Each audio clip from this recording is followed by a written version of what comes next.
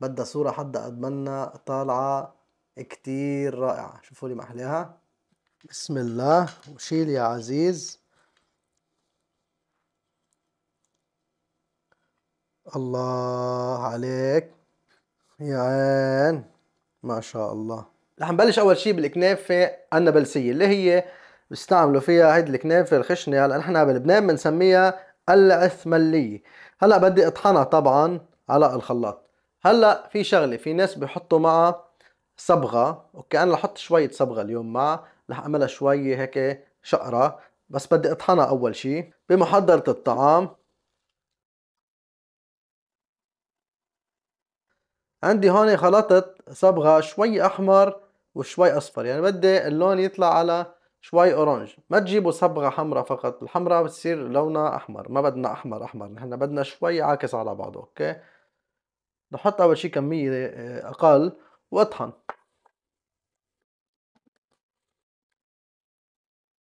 شوفوا اللون اللي حصلت عليه، هيدا هو.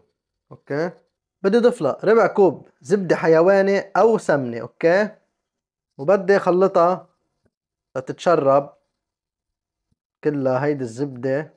طبعا بدي ارجع اضيف لها شوية مي زهر، تقريبا ملعقة طعام مي زهر وملعقة طعام مي ورد، وبدي ارجع كمان اخلطهم. عندي صينية 25 سنتي بدي ادهنها بالزبدة. اوكي، كلها او سمنة. اوكي، فينا سمنة او زبدة، بس الافضل حيواني يكون عم بستعمل. وزع هيدي الكنافة. طبعا نحن طبقة وحدة هون عم نعمل. اوكي، بلش هيك شوي شوي اول شي غربلها لا تاخد كلها على نفس المستوى على الخفيف قبل ما رصها. واهم شي رصها بشكل منيح. اذا عندي صينية اصغر من هاي بحطها بقلبها وبكبسها، بس انا ما عندي، رح رصها بايدي بكبسها منيح. اوكي، لتثبت وبعدين تطلع عندي صبة وحدة. عندي 400 جرام من جبنة العكاوي تشيكي. بدي اجيب جبنة منيحة لأحصل على نتيجة جيدة. طبعا حليتها منيح وغسلتها كذا مرة لراح الملح منها نهائيا. ورح اخلط مع هون تقريبا عندي 120 جرام من جبنة الموتزاريلا. بالنسبة لجبنة الموتزاريلا بتطلع على الكيس، مش انه محضر غذائي او بيتزا توبينج، بده يكون جبنة موتزاريلا مبروشة مكتوب. بقلبها على القفا نسبة الدسم 40%.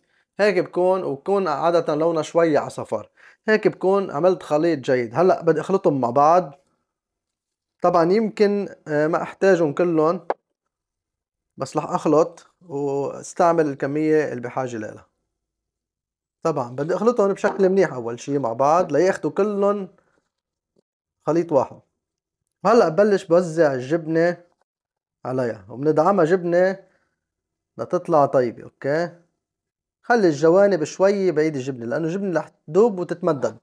في عندي طريقتين، او على الغاز بضلني برمها على الغاز من تحت، او بحطها شوي على الغاز وبرجع بحطها بالفرن بس من الاسفل. ما حدا يحطها من الاعلى، بتتحمر الجبنة وبتنشف تنتزع. من الاسفل. يعني هلا رح احطها على الغاز وبرمها هيك، برجع لحطها بالفرن حرارة واطية من الأسفل مع التقليب والمراقبة. بس يحمروا الجوانب عندي، تفضلي هون لعندي، بس يبلشوا يحمروا الجوانب عندي هون تقريبا بتكون جاهزة. من وقت لوقت نحمرها على الغاز، نضلنا عم نبرم فيها هيك. اوكي، لا تتحمر عندي شوية، ونرجع بعدين بنحطها بالفرن من الأسفل. ما ننسى انه اوقات ما نحطها بنص الغاز، يعني مش على طول بنص الغاز. شفتوا كيف عم ببرم؟ شفتوا الغاز وين؟ طيب لنحضر القطر. عندي طنجرة على النار، بدي احط كوبين من السكر، بدي احط فوقهم كوب من المي، ملعقة طعام من عصير الليمون عصير الحامض، رشة ملح صغيرة. نحركهم شوي هيك، بنتركهم على النار تقريبا شي 7 دقايق. برجع بنحط شوية مزهر وبيمشي الحال. شوفوا عندي بلش تذوب الجبنة. هلا اذا طلعت مي محرمة بسبسها شوي او بشقفة، كل شوي بشيل منها المي. اوكي، وهيدا القطر بعد 6 7 دقايق لحط له ملعقة طعام من مية الزهر، حركة صغيرة، بكون عندي جاهز. هيدا سميك وسط يعني. اوكي، هيدا القطر مقاديره بيجي سميك شوي. شوفوا عندي كيف صارت، أخدت اللون عن الجوانب وقبت ودابت الجبنة وصارت رائعة.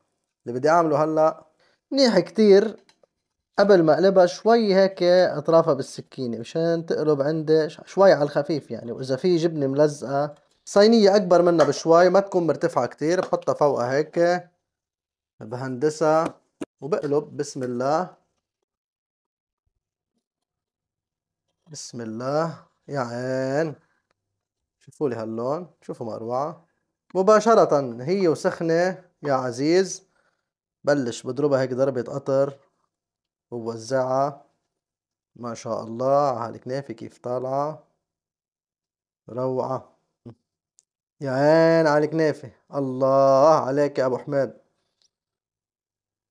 ضربة فستق حلبي بالنص بدها صورة حدا قد منا طالعة كتير رائعة. شوفوا لي محلاها. بسم الله وشيل يا عزيز. الله عليك يا عين، ما شاء الله. بسم الله.